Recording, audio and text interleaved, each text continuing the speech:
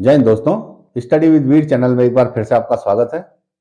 आधुनिक भारत के इतिहास में आज की जो हमारी क्लास है वो चार्टर एक्ट 1833 और 1853 के बारे में है। तो पिछली क्लास में हमने 1813 का चार्टर एक्ट देखा था और उसके प्रावधानों में से एक प्रावधान ये था, ये जो कंपनी है ब्रिटिश ईस्ट इंडिया कंपनी, इसका कार्यकाल 20 वर्षों के लिए बढ़ाया गया था और 1813 से, और वो 20 वर्ष जो है यहाँ 1833 में पूरे हो चुके थे। तो 1833 में जो ये चार्टर एक्ट आया, तो इस पर भी अन्य चार्टर एक्ट जो इससे पहले भी आए, जैसा कि हमने उन चार्टर एक्ट पर भी देखा कि तत्कालीन परिस्थितियों का अत्यधिक प्रभाव देखा गया। जो भी परिस्थितियां उस समय विद्यमान थी उसी के अनुसार इन चार्टर एक्ट के प्रावधान तैयार किए जा रहे थे। तो 1833 के चार्टर एक्ट पर भी परिस्थितियों का विशेष प्रभाव देखने को मिलता है। साथ ही साथ हम देखते हैं कि 1813 से और 1833 के बीच में, चाहे वो भारतीय क्षेत्र हो या यहाँ इंग्लैंड के क्षेत्र हो, दोनों ही क्षेत्रों में परिस्थितियां बहुत तेजी से परिवर्तित हुई। इंग्लैंड की बात की जाए तो इंग्लैंड में सूती वस्त्र उद्योग का अत्यधिक विकास हुआ और साथ ही साथ वहां पे नए उद्यमों की भी स्थापना हुई। तो यहाँ भारतीय क्षेत्रों में देखा जाए तो अंग्रेजों के द्वारा एक बड़े भूभाग को अपने कब्जे में लिया गया और उस पर अपना शासन वो स्थापित कर चुके थे। तो इन्हीं बदलती परिस्थितियों के बीच ये 1833 का चार्टर एक्ट आया। तो देखते हैं क्या कुछ प्रावधान इस चार्टर एक्ट 1833 में रखे गए ब्रिटेन की संसद के द्वारा। तो 1833 के जो मुख्य प्रावधान थे,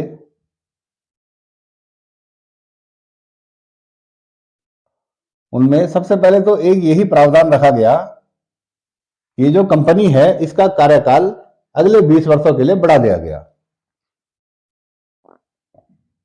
कंपनी को मैं यहां पे ब्रिटिश ईस्ट इंडिया कंपनी की बात कर रहा हूं। तो ब्रिटिश ईस्ट इंडिया कंपनी का कार्यकाल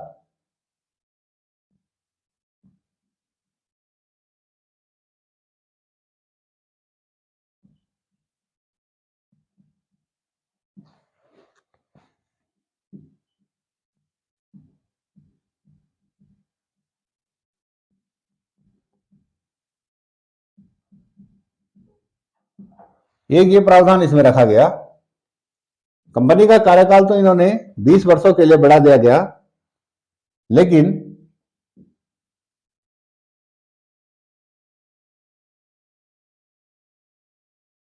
अब इससे पहले के चार्टर एक्ट में हम देख रहे थे कि कंपनी जो है भारतीय क्षेत्रों में दो प्रकार के कार्य कर रही थी, एक तो व्यापारिक कार्य और साथ ही साथ राजनीतिक कार्य।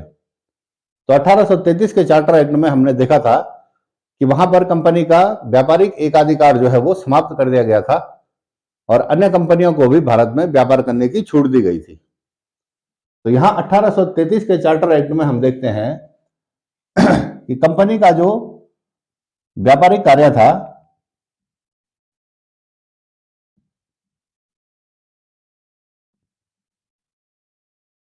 इस व्यापारिक कार्य को ब्रिटेन की संसद के द्वारा पूर्ण रूप से प्रतिबंधित कर दिया गया। यहां स्पष्ट रूप से प्रावधान किया गया कि ये जो कंपनी भारतीय क्षेत्रों में व्यापारिक कार्य कर रही है, उस व्यापारिक कार्य को बंद कर दिया गया और कंपनी सिर्फ राजनीतिक कार्य देखेगी भारतीय क्षेत्रों में।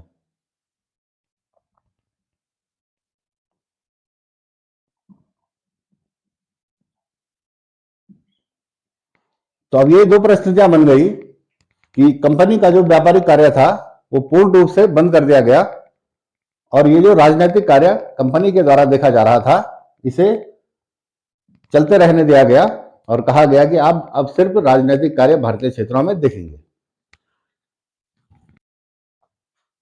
ये जो प्रावधान मुख्य रूप से किया गया, ये कंपनी को सीमित करने की दृष्टि से किया गया ताकि कंपनी को जल्द से जल्द सीमित किया जा सके भारतीय क्षेत्रों में। अब क्योंकि जितनी जल्दी इस कंपनी के व्यापारिक कार्य बंद होंगे, व्यापारिक कार्यों के लिए, चूंकि पहले से ही हम जानते हैं कि व्यापारिक कार्य जो देख रहा था वो कोड ऑफ डायरेक्टर देख रहा था। और जो राजनीतिक कार्यों के लिए संस्था बनाई गई थी, बोर्ड ऑफ कंट्रोल, ये बोर्ड ऑफ कंट्रोल जो था सीधे सीधे ब्रिटेन की संसद के नियंत्रण में था, तो इसलिए इसे ज्यों का त्यों रहने दिया गया और कंपनी के व्यापारिक कार्य को समाप्त कर दिया गया, ताकि कंपनी को सीमित किया जा सके और कंपनी पर नियंत्रण स्थापित किया जा सके।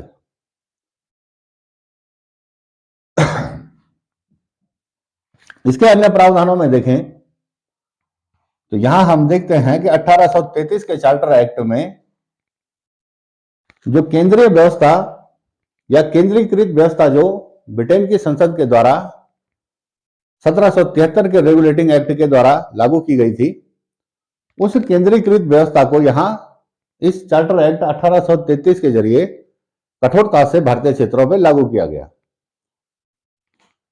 तो यहां पे जो अन्य प्रावधान है उसमें यह है कि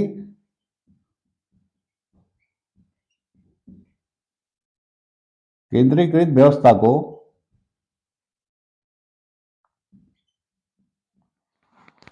कठोरता से लागू किया गया।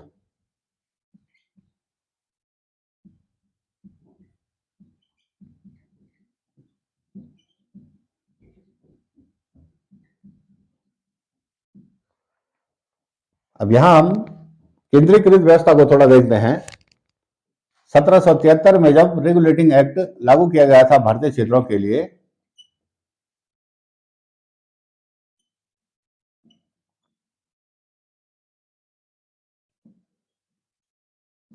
तो इसमें केंद्रीकृत व्यवस्था के लिए क्या किया गया था, यहां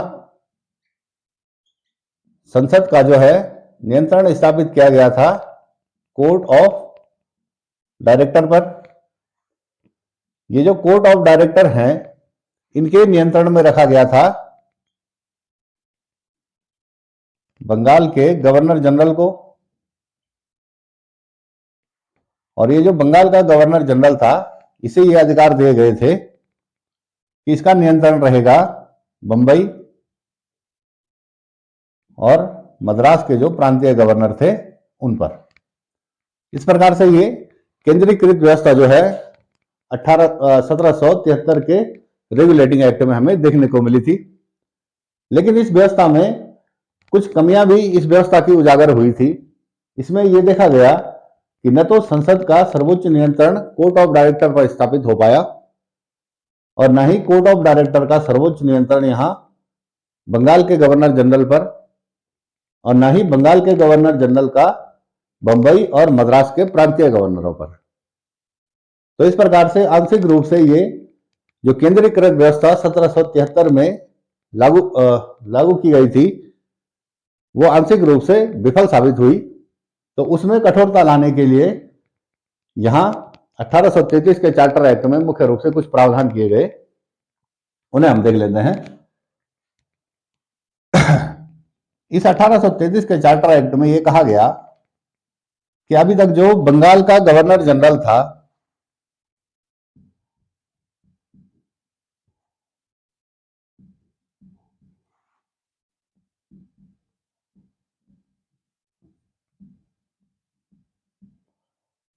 बंगाल के गवर्नर जनरल को कहा गया भारत का गवर्नर जनरल।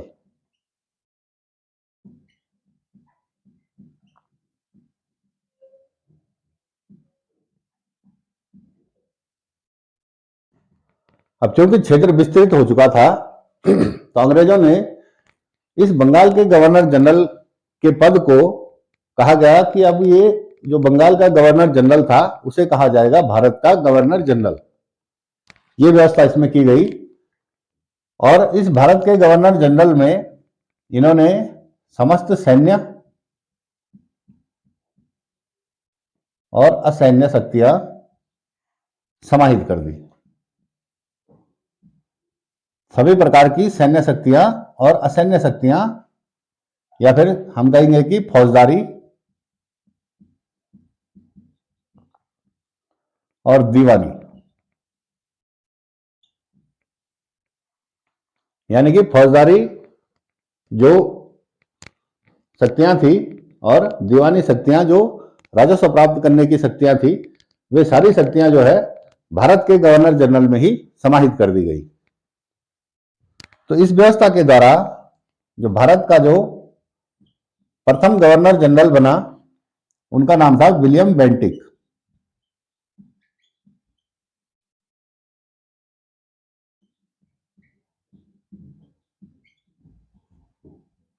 विलियम बेंटिक जो है भारत के प्रथम गवर्नर जनरल बने। अब यहां पर कई बार इस प्रकार के प्रश्न आ जाते हैं खासतौर से वनडे एग्जाम में, कि जो भारत के प्रथम गवर्नर जनरल थे वो कौन थे। तो स्पष्ट है कि 1833 के चार्टर एक्ट के द्वारा विलियम बेंटिक को भारत का प्रथम गवर्नर जनरल बनाया गया था। इसके साथ ही प्रश्न इस प्रकार से भी आता है कि बंगाल का जो अंतिम गवर्नर जनरल था, तो क्योंकि 1833 में यहां बंगाल के जो गवर्नर जनरल थे वो विलियम बेंटिक ही थे, तो इस प्रकार से भी देखा जाए तो बंगाल के अंतिम गवर्नर जनरल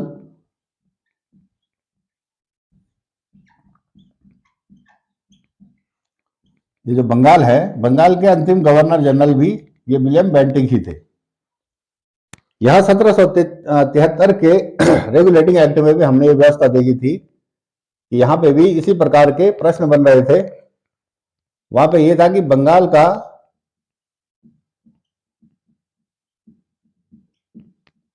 अंतिम गवर्नर जनरल, बंगाल का अंतिम गवर्नर, तो बंगाल का अंतिम गवर्नर जो था वो था वारेन हेस्टिंग्स।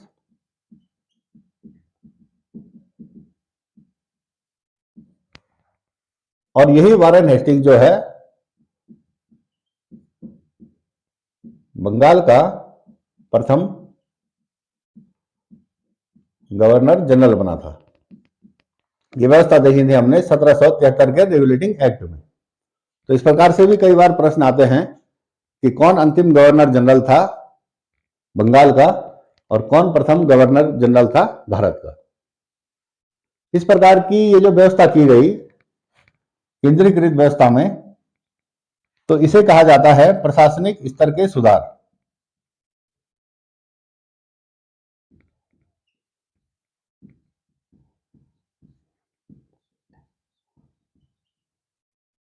इसके साथ ही इसमें एक प्रावधान और किया गया कि जो विधि बनाने का अधिकार, विधि बनाने का जो अधिकार है वो हमने देखा था कि 1813 के चार्टर एक्ट में एक व्यवस्था हमने देखी थी कि ये जो बंबई और मद्रास के जो प्रांतीय गवर्नर हैं, इनके पास अपने क्षेत्रों के लिए विधि बनाने की शक्ति थी। लेकिन अब इस चार्टर एक्ट 1833 के द्वारा बंबई और मद्रास के ये जो प्रांतीय गवर्नर हैं, इनकी विधि बनाने की शक्ति को छीन लिया गया और प्रावधान ये रखा गया कि ये जो भारत का गवर्नर जनरल है वो संपूर्ण भारतीय क्षेत्र के लिए, जितना भी भारतीय क्षेत्र अंग्रेजों के अधीन था, उस क्षेत्र के लिए जो विधि बनाने का कार्य है वो भारत का गवर्नर जनरल करेगा। तो यहां पे ये प्रावधान रखा गया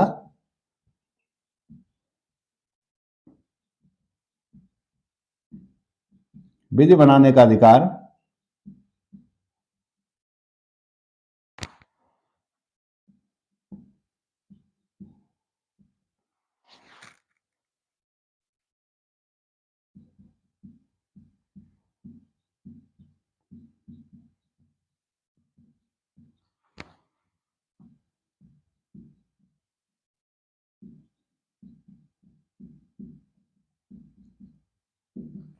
भारत के गवर्नर जनरल को रहेगा। अब जो भी विधि बनाई जाएगी वो भारत के गवर्नर जनरल के द्वारा बनाई जाएगी और उसी विधि को जो है संपूर्ण ब्रिटिश भारत के क्षेत्र में लागू किया जाएगा। अब ये प्रावधान इसमें रखा गया, तो अब चूंकि क्षेत्र विस्तृत हो चुका है तो यहां गवर्नर जनरल की परिषद में एक अन्य सदस्य जोड़ा गया विधि सदस्य के रूप में। एक और सदस्य गवर्नर जनरल की परिषद में जोड़ा गया। उस विधि सदस्य का जो कार्य था वो उसको ये कार्य दिया गया कि जब भी भारत के गवर्नर जनरल और उसकी परिषद कोई विधि बनाएगी तो उस समय वहां पे उनको सहायता प्रदान करना, उनको सलाह देना, यही उस विधि सदस्य का कार्य था। तो अभी तक हम देख रहे थे कि जो गवर्नर जनरल है, इसकी परिषद में 3 सदस्य थे, और अब इन 3 सदस्य के अलावा एक सदस्य और जोड़ दिया गया।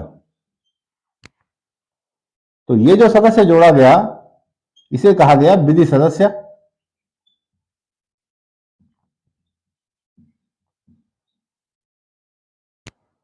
ये जो विधि सदस्य है, इसे सिर्फ इतना अधिकार था कि जब भी विधि बनाने के संबंध में कोई कार्य किया जाए तो ये गवर्नर जनरल और उसकी परिषद की सहायता करे। इसे परिषद की बैठकों में भाग लेने का अधिकार नहीं था, और साथ ही साथ न तो इसे मतदान देने का भी अधिकार नहीं था। बैठकों में ये सिर्फ तब भाग ले सकता था जबकि इसे आमंत्रित किया जाए बैठकों में भाग लेने के लिए। मत देने का अधिकार इस सदस्य को नहीं दिया गया। इसे सिर्फ ये कार्य सौंपा गया था कि आप विधि से संबंधित कार्यों में गवर्नर जनरल और उसकी परिषद की सहायता करें। तो ये जो विधि सदस्य जोड़ा गया, इस विधि सदस्य का नाम था मैकाले।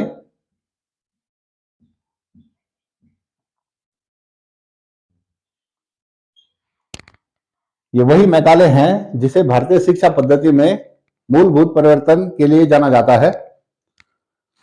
तो मैकाले को विधि सदस्य के रूप में जोड़ा गया। इसे मतदान का अधिकार नहीं था।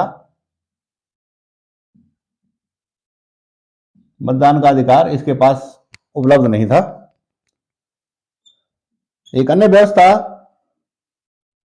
इस चार्टर एक्ट 1833 के प्रावधानों के द्वारा की गई कि 1834 में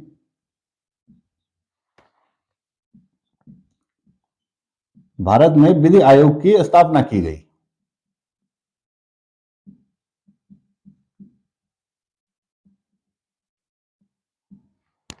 तो जो विधि आयोग की स्थापना की गई, इसका जो अध्यक्ष बनाया गया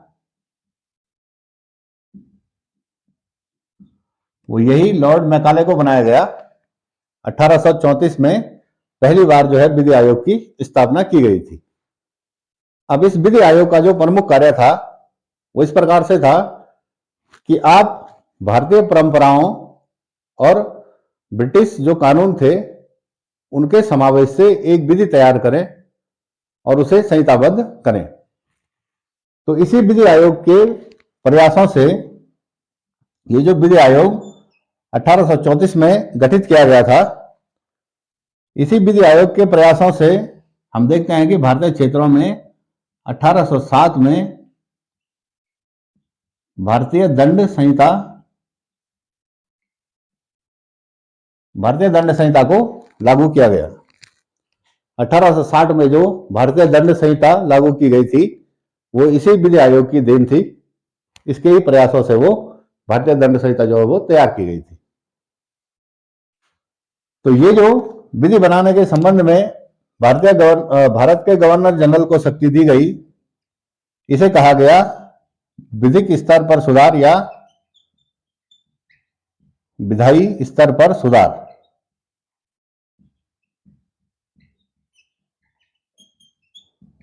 यहां हमने देखा था प्रशासनिक सुधारों के लिए क्या व्यवस्था की गई थी। इसके बाद हमने देखा कि विधायी स्तर पर सुधार के लिए यहां भारतीय क्षेत्रों में क्या कार्य किया गया। इसके साथ ही व्यवस्था को पूर्ण रूप से केंद्रीकृत करने के लिए वित्तीय स्तर पर भी सुधार किए गए। तो उन्हें हम देख लेते हैं।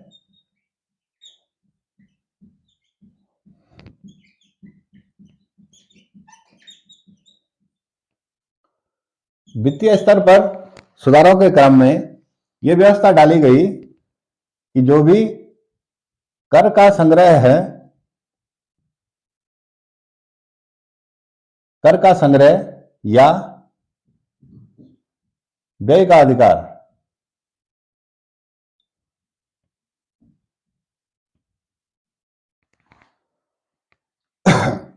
कर का जो संग्रह है या फिर कर की जो दर निश्चित की जानी है कि कितना कर भारतीयों से लिया जाए प्रतिवर्ष, उसका अधिकार, और जो कर प्राप्त हुआ है उसे किस पर व्यय किया जाए, इसका जो संपूर्ण अधिकार था वो भारत के गवर्नर जनरल को ही दिया गया।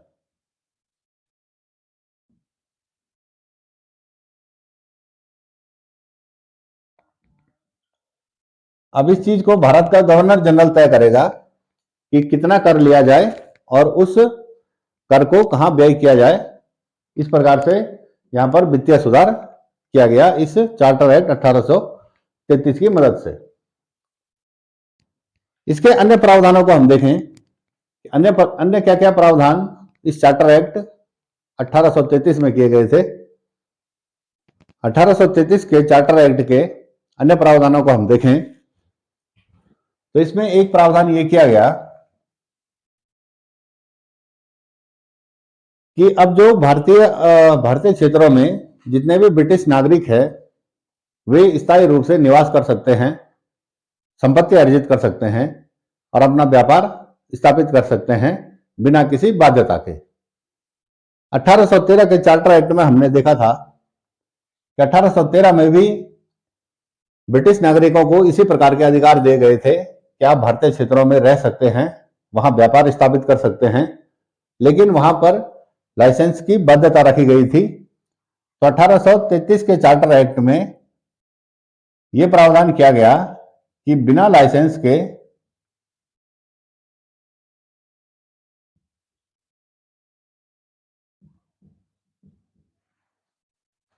भारत में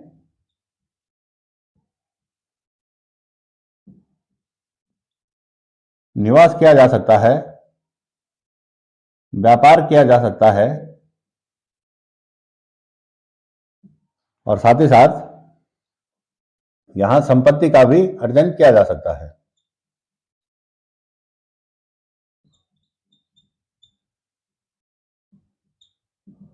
संपत्ति के अर्जन से तात्पर्य है कि आप भारतीय क्षेत्रों में भूमि का अधिग्रहण कर सकते हैं, भूमि की खरीद फरोख्त आप कर सकते हैं बिना किसी लाइसेंस के। अन्य प्रावधान की बात करें तो इस 1833 के चार्टर एक्ट में इस एक्ट 1833 के चार्टर एक्ट में यहां पर भारतीय क्षेत्रों में दास प्रथा के उन्मूलन की भी बात कही गई कि भारतीय क्षेत्रों से दास प्रथा का उन्मूलन किया जाए। यहां 1833 के समय तक आते आते इंग्लैंड से दास प्रथा जो है वो समाप्त हो चुकी थी लगभग, या फिर कड़े प्रयास उसे समाप्त करने के किए जा रहे थे। तो सीधा सीधा प्रभाव इसका यहां चार्टर एक्ट 1833 पर भी देखा गया। तो 1833 में भी यह प्रावधान डाला गया कि भारतीय क्षेत्रों से दास प्रथा का अंत किया जाए। दास प्रथा के अंत का प्रावधान इसमें डाला गया। 1833 के चार्टर एक्ट में यह प्रावधान था। तो इस एक्ट के प्रावधानों के जरिए 1843 में जो है दास प्रथा को पूर्ण रूप से भारत में समाप्त कर दिया गया।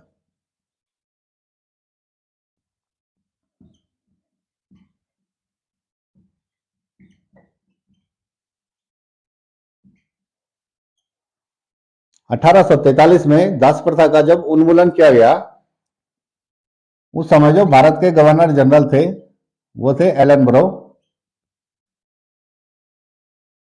एलन बरो के कार्यकाल में ये दास प्रथा जो है वो भारतीय क्षेत्रों से पूर्ण रूप से समाप्त कर दी गई थी। इस प्रकार की व्यवस्था यहां रखी गई। इसके साथ ही एक अन्य प्रावधान रखा गया कि भारत का गवर्नर जनरल भारतीय क्षेत्रों के लिए जो भी विधि बनाएगा उस विधि को अब कहा जाएगा अधिनियम। इससे पहले गवर्नर जनरल जो भी विधि बनाता था उसे विनियम कहा जाता था। तो यहां पे स्पष्ट प्रावधान किया गया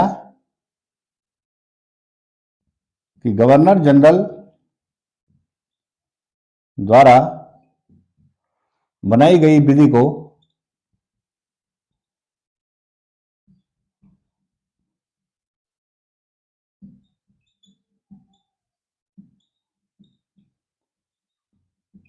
अधिनियम कहा जाएगा।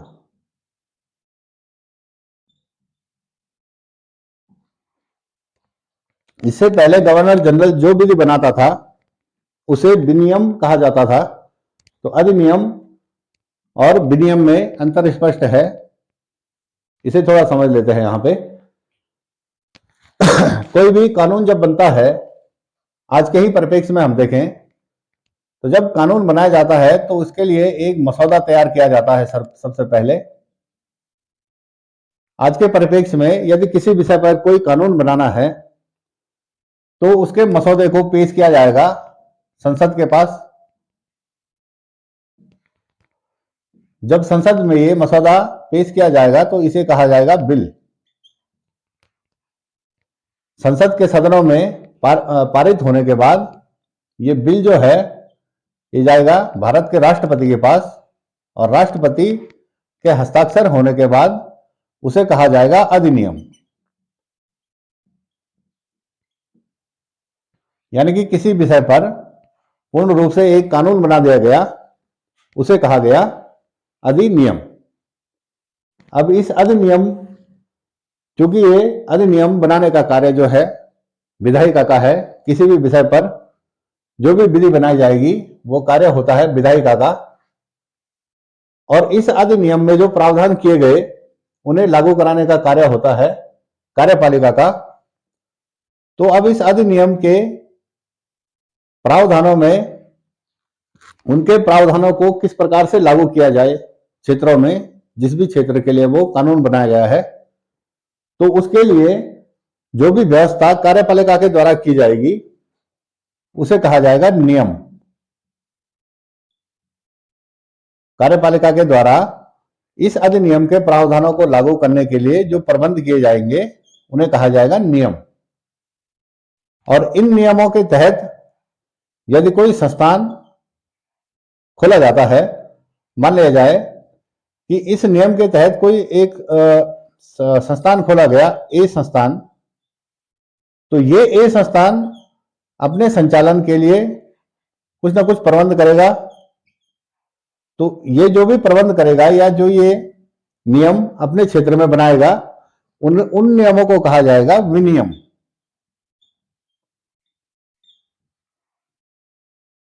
यानी कि अधिनियम कहा जाता है जबकि एक पूर्ण कानून बना दिया जाए उसे अधिनियम कहा गया। और अधिनियम को लागू करने के लिए जो भी व्यवस्थाएं की जाएंगी उन्हें कहा जाएगा नियम। और उन नियमों के तहत यदि कोई संस्थान इत्यादि खोला जाता है तो वो संस्थान या वो अधिष्ठान अपने कार्यों को संचालित करने के लिए जो प्रबंध करेगा उन्हें कहा जाएगा विनियम। तो इस प्रकार से गवर्नर जनरल इससे पहले जो नियम बनाता था उन्हें विनियम कहा जाता था।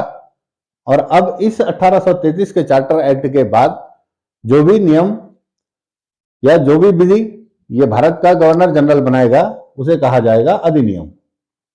ये व्यवस्था इस चार्टर एक्ट में रखी गई थी। इसमें साथ ही साथ एक चीज और कही गई कि जो गवर्नर जनरल है और उसकी परिषद जो है, गवर्नर जनरल और उसकी परिषद को कहा जाएगा भारत सरकार।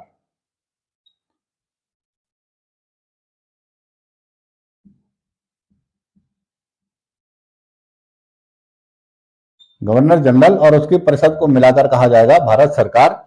और इस चार्टर एक्ट 1833 का एक अन्य नाम है, उसे कहा जाता है भारत सरकार अधिनियम।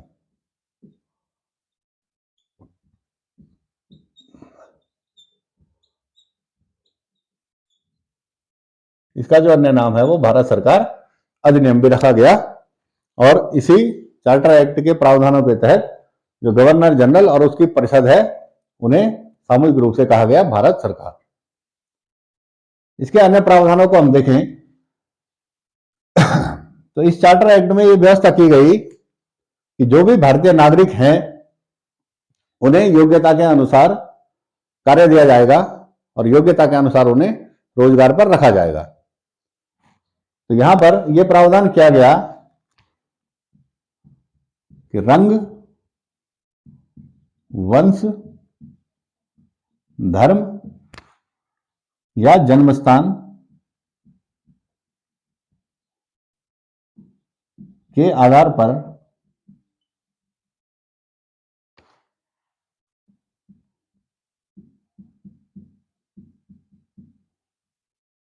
रोजगार में भेदभाव नहीं किया जाएगा।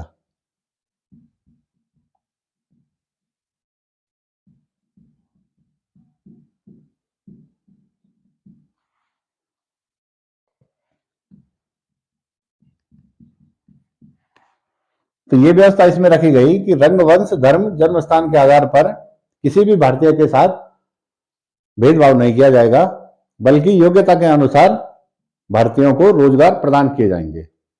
इसके लिए इस प्रावधान में एक धारा बनाई गई। कई बार ये प्रश्न में आ भी जाती है कि ये जो व्यवस्था है, रंग, वंश या धर्म, जन्मस्थान के आधार पर भेदभाव नहीं किया जाएगा रोजगार के क्षेत्र में, तो वो प्रावधान की किस धारा में रखा गया? तो वो रखा गया था धारा 87 में। इस प्रकार की ये व्यवस्था यहां भारतीय क्षेत्रों के लिए की गई थी। तो ये कुछ महत्वपूर्ण प्रावधान जो है 1833 के चार्टर एक्ट में रखे गए थे।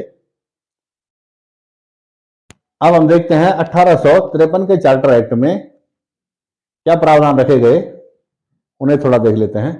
1853 के चार्टर एक्ट की प्रमुख विशेषताओं की बात की जाए, इसके प्रमुख प्रावधानों में जो बात कही गई,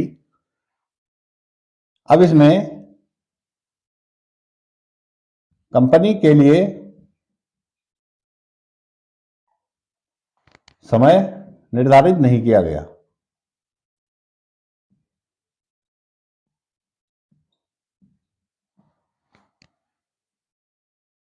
समय का यहाँ पे निर्धारण नहीं किया गया, जैसे कि हम पिछले चार्टर एक्ट में देख रहे थे, चाहे वो 1813 का चार्टर एक्ट हो या 33 का चार्टर एक्ट हो, उनमें कंपनी का कार्यकाल 20-20 वर्ष के लिए बढ़ा दिया गया था। लेकिन यहाँ 1853 के चार्टर एक्ट में कंपनी के लिए अब कोई निश्चित समय सीमा नहीं दी गई कि आपका कार्यकाल कितने साल के लिए बढ़ाया गया। इस बारे में इस चार्टर एक्ट में कोई प्रावधान नहीं रखा गया। इससे ये बात स्पष्ट है कि अब किसी भी समय ये ब्रिटेन की संसद इस कंपनी को पूर्ण रूप से समाप्त कर सकती है, क्योंकि अब 1833 के चार्टर एक्ट में हमने देखा था कि सिर्फ राजनीतिक कार्य ये कंपनी भारतीय क्षेत्रों में कर रही थी। तो उन कार्यों को भी बंद करके किसी भी समय जो है सत्ता ब्रिटेन की संसद के हाथों में ली जा सकती है, या वहां के राजा रानी के द्वारा सत्ता का अधिग्रहण कभी भी किया जा सकता है। यहां पर एक अन्य प्रावधान रखा गया, जो विधि बनाने का कार्य था,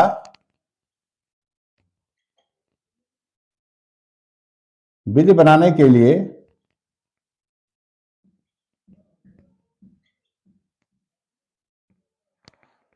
12 सदस्यों की एक विधान परिषद बनाई गई।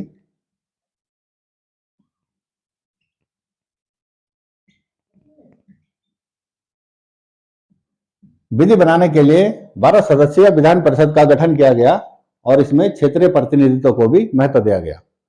यानी कि जो 12 सदस्य हैं, ये भारत के तमाम उन क्षेत्रों से चुनकर आएंगे जहां पर कि ब्रिटेन का शासन जो है वो स्थापित हो चुका है, या कंपनी के कब्जे में जितने भी क्षेत्र थे वहां से सदस्य चुनकर आएंगे ये 12 सदस्य, और एक विधान परिषद का गठन किया गया विधि बनाने के लिए।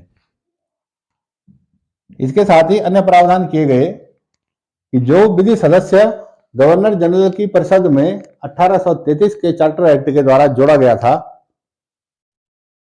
1833 के चार्टर एक्ट में मैंने आपको बताया था कि मैकाले के रूप में एक विधि सदस्य जोड़ा गया था। उस समय 1833 में उसे मतदान का अधिकार नहीं दिया गया था।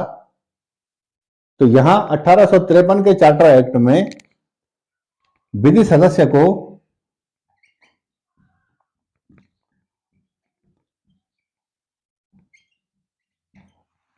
गवर्नर जनरल की परिषद में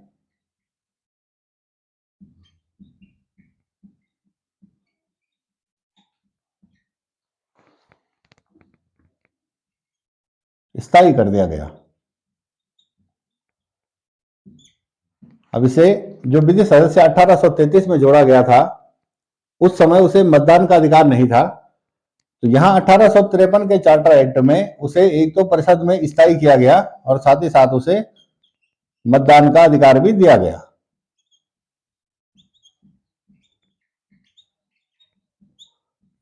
मतदान का अधिकार भी उस सदस्य को दिया गया जो कि विधि सदस्य के रूप में यहां इस गवर्नर जनरल की परिषद में जोड़ा गया था। अन्य प्रावधानों की हम बात करें अब ये जो भी विधि बनाई जाएगी उसे गवर्नर जनरल से अनुमोदित किया जाना आवश्यक था।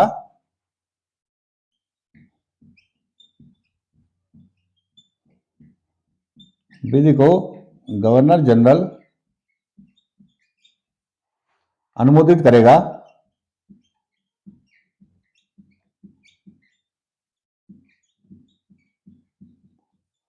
और इसके साथ ही गवर्नर जनरल को जो है वो वीटो पावर भी दी गई।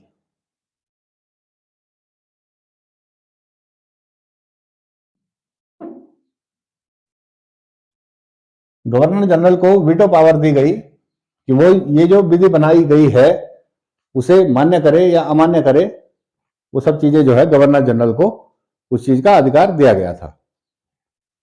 इसके साथ ही इसके अन्य प्रावधान देखें। इसमें यह प्रावधान किया गया कि अब जो भी भर्तियां की जाएंगी वे खुली प्रतियोगिताओं के माध्यम से की जाएंगी। 1833 के एक्ट में हमने देखा था कि वहां पे रंग, जन्म स्थान, वंश इत्यादि के अनुसार भेदभाव के बिना योग्यता के अनुसार जो है रोजगार देने की बात कही गई थी। तो यहां 1853 के चार्टर एक्ट में ये बात कही गई कि अब जो भी रोजगार होंगे वे खुली प्रतियोगिताओं के माध्यम से होंगे।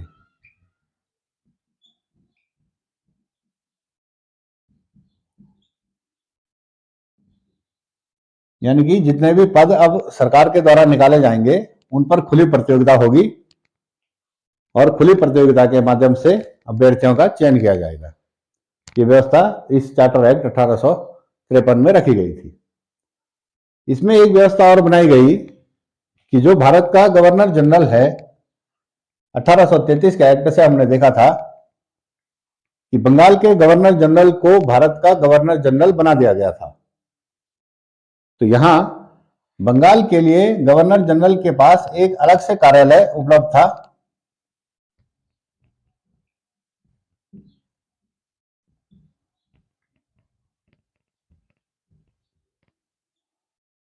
क्योंकि बंगाल एक विस्तृत क्षेत्र था तो बंगाल के लिए एक लेफ्टिनेंट गवर्नर जो है वो नियुक्त किया गया।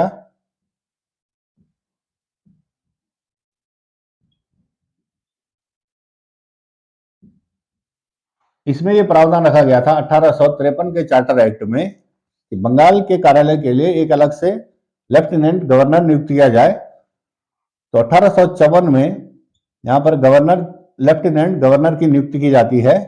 इनका नाम था F.J. हॉलिडे।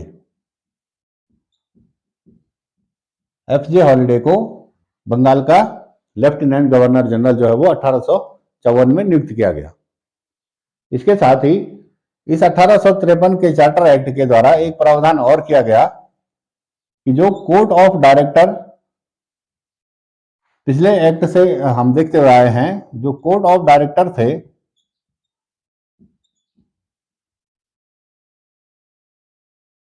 इनके सदस्यों की संख्या पहले से जो हम देखते आए थे वो 24 थी। तो इनकी संख्या को घटाकर 24 से 18 कर दी गई, यानी कि 6 सदस्य इसमें से कम कर दिए गए जो कि कोर्ट ऑफ डायरेक्टर के सदस्य थे। 24 उनमें से 6 सदस्यों को कम कर दिया गया। अब ये 6 सदस्य जो है, ये 6 सदस्य ब्रिटेन की संसद के द्वारा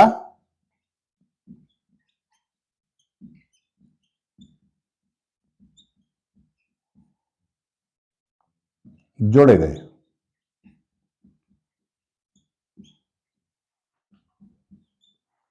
यहां पर ये जो कोर्ट ऑफ डायरेक्टर है, जब हम 1784 का पिट्स इंडिया एक्ट जब हम देख रहे थे तो पिट्स इंडिया एक्ट में हमने देखा था कि यहां कोर्ट ऑफ डायरेक्टर को एक अधिकार दिया गया था कि वे कंपनी के अधिकारियों और कर्मचारियों की नियुक्ति कर सकते थे, उन्हें पदच्युत कर सकते थे या उनका स्थानांतरण वे कर सकते थे। तो ये अधिकार जो है 1853 के चार्टर एक्ट के द्वारा कोर्ट ऑफ डायरेक्टर का वो अधिकार भी छीन लिया गया और कहा गया कि क्योंकि अब जो भी नियुक्ति होनी है वो खुली प्रतियोगिता के माध्यम से होनी है, तो कोर्ट ऑफ डायरेक्टर का वो अधिकार छीन लिया गया जिससे कि वे कंपनी के कर्मचारियों का या अधिकारियों का नियुक्ति, स्थानांतरण, इस प्रकार के जो कार्य थे वे कोर्ट ऑफ डायरेक्टर से छीन लिए गए, क्योंकि अब जो भी नियुक्तियां होनी है वो खुली प्रतियोगिताओं के माध्यम से होनी है। तो आज की क्लास में हमने 1833 के चार्टर एक्ट को देखा। थोड़ा एक रिवीजन हम कर लेते हैं। 1833 के चार्टर एक्ट के प्रमुख प्रावधानों में हमने देखा था कि कंपनी को कैसे केंद्रीकृत केंद्रीकृत व्यवस्था को कठोरता से लागू किया गया भारतीय क्षेत्रों में, और कंपनी को सीमित करने के प्रयास उसमें किए गए थे। साथ ही साथ उसमें हमने देखा कि जो विधिक अधिकार है, विधिक अधिकार संपूर्ण रूप से विधिक अधिकार जो है वो भारत के गवर्नर जनरल को दे दिए गए। भारत के जो प्रथम गवर्नर जनरल 1833 के चार्टर एक्ट के माध्यम से बने वो थे लॉर्ड विलियम बेंटिक। साथ ही साथ हमने अन्य प्रावधान भी उसके देखे, जिसमें कि बिना लाइसेंस के आप भारतीय क्षेत्रों में आप रह सकते हैं, व्यापार कर सकते हैं। इसके साथ ही हमने 1853 के चार्टर एक्ट के ये प्रावधान देखे कि अब यहाँ 1853 में कंपनी के लिए कोई समय निर्धारित नहीं किया गया, और अब ये मान लिया गया कि कंपनी किसी भी समय जो है बंद हो सकती है और शासन सीधे सीधे ब्रिटेन की संसद के हाथों में जा सकता है। तो यही सब कुछ था आज की क्लास में 1853 और 1833 के चार्टर एक्ट में। अब इसके बाद जो अगला अधिनियम ब्रिटेन की संसद के द्वारा लाया गया भारतीय क्षेत्रों के लिए, वो लाया गया था 1858 में।